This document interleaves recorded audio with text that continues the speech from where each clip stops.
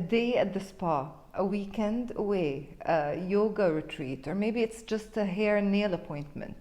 These are the things that people usually think of when I say the word self-care.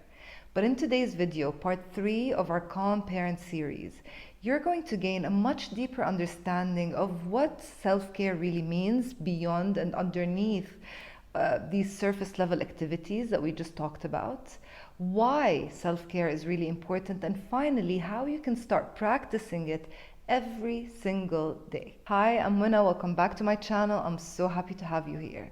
In part 1 and 2 of the Calm Parent series, I shared with you 2 tools that will help you become less reactive as a parent, as a spouse, as a colleague, as a boss, all of the roles that you play in your life. And I hope that you started practicing these techniques that we talked about. If you haven't watched these videos, it's okay. You can go back and watch them at any point. They're not in any particular order. The whole point of the series is to help you become a genuinely calmer person, to understand where your anger is coming from, and to have really actionable tools that you can use every single day to help you. And today's tool is self-care.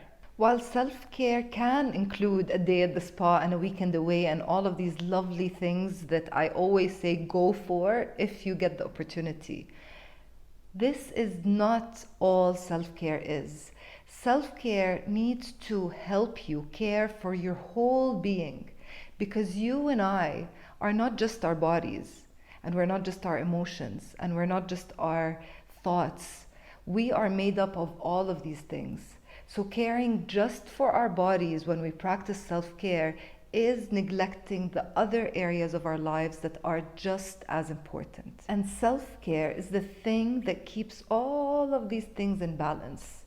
Let me tell you a story. A few weeks ago, I had to undergo a small procedure where I spent a night at the hospital. And it was a painful procedure, and it was painful leading up to it as well.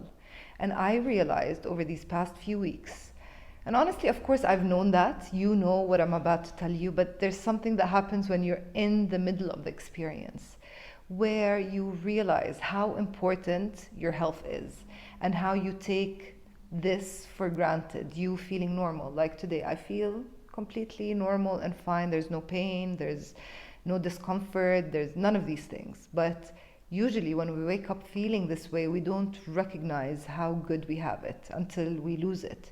So going through that experience a few weeks ago really reminded me of how important it is to take care of our bodies. But that's not the point here. The point is, I realized that because my physical health was shot for about 10 days or 2 weeks maybe, the other parts of me really suffered too.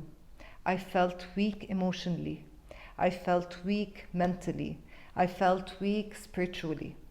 And I recognized and I realized, and it wasn't a new realization, as I said, and it was with the help of an amazing coach that I work with, that our physical health is the foundation upon which you can build all the areas of your life.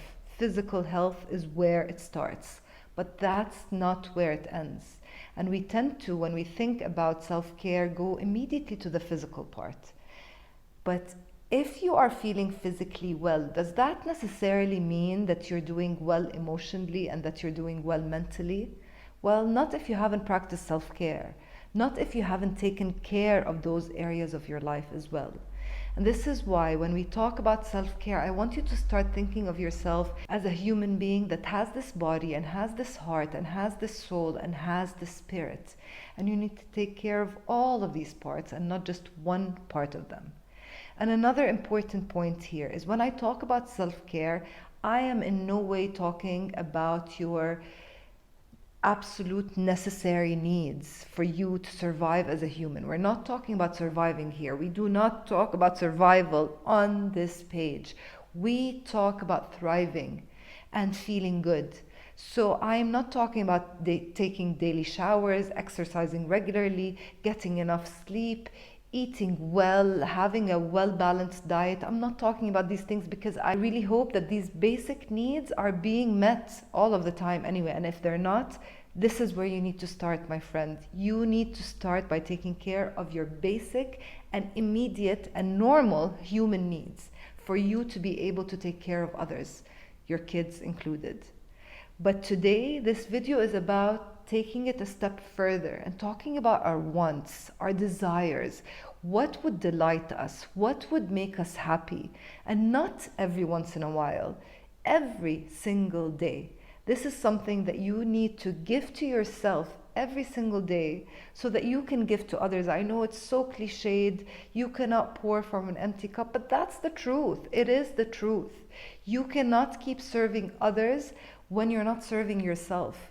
When I was feeling sick a few weeks ago, I felt, as I told you, very weak, but also part of me felt bad because I literally couldn't take care of my daughter.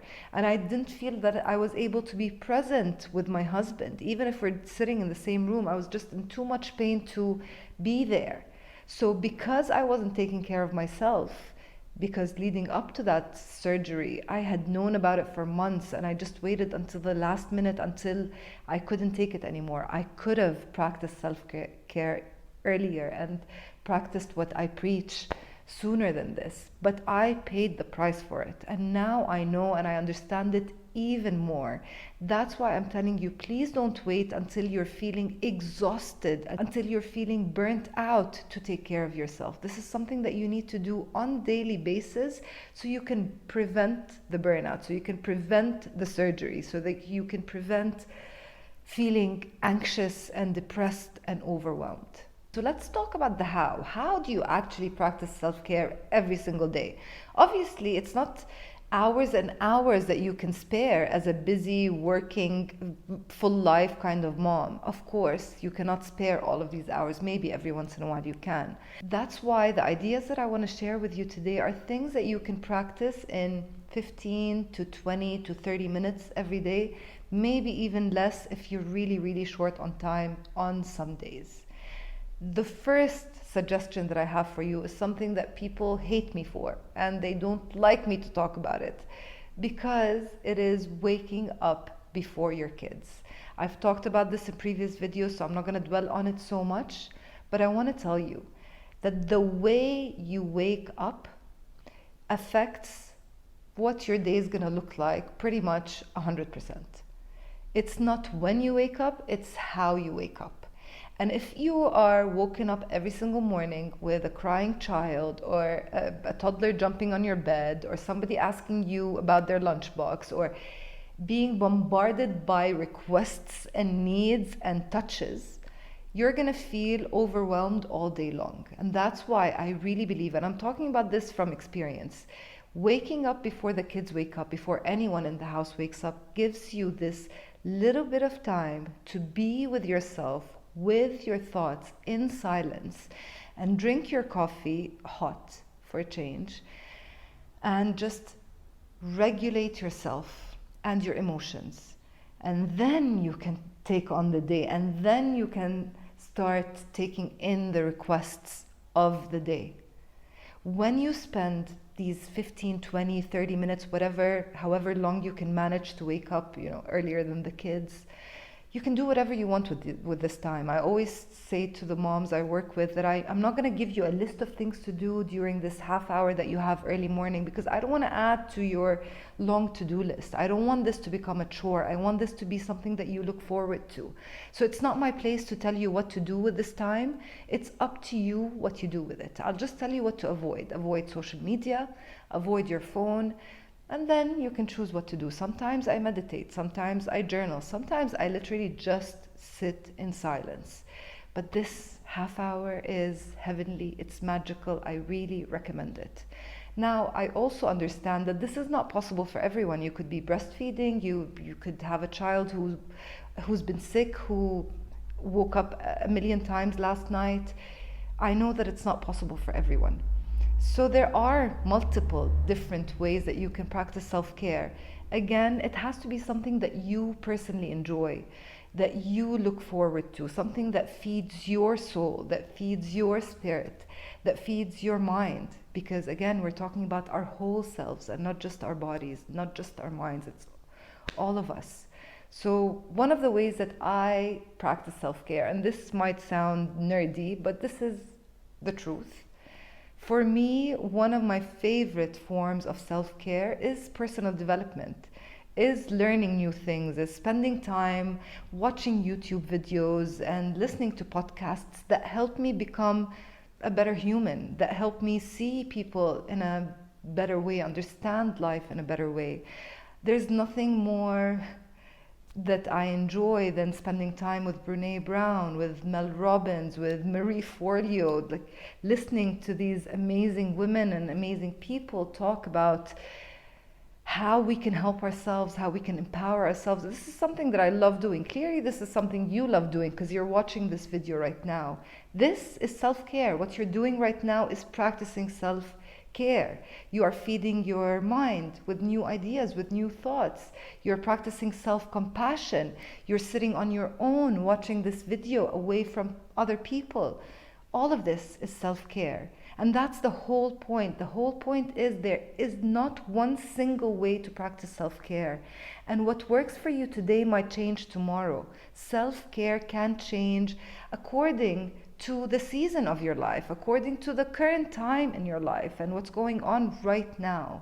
So it's not up to me to come and say, hey, listen, this is how you're going to practice self-care. 1, 2, 3. It really is not up to me. It's something that only you can decide. I'm just sharing a few ideas with you here that I hope you can start implementing. Now you tell me in the comments, what do you think will work for you? One of these two ideas, self-help and personal development and videos and podcasts and content that fills you up, or waking up earlier, or both of them, or a third one. I'd love to hear from you in the comments and see how do you plan on practicing self-care every single day.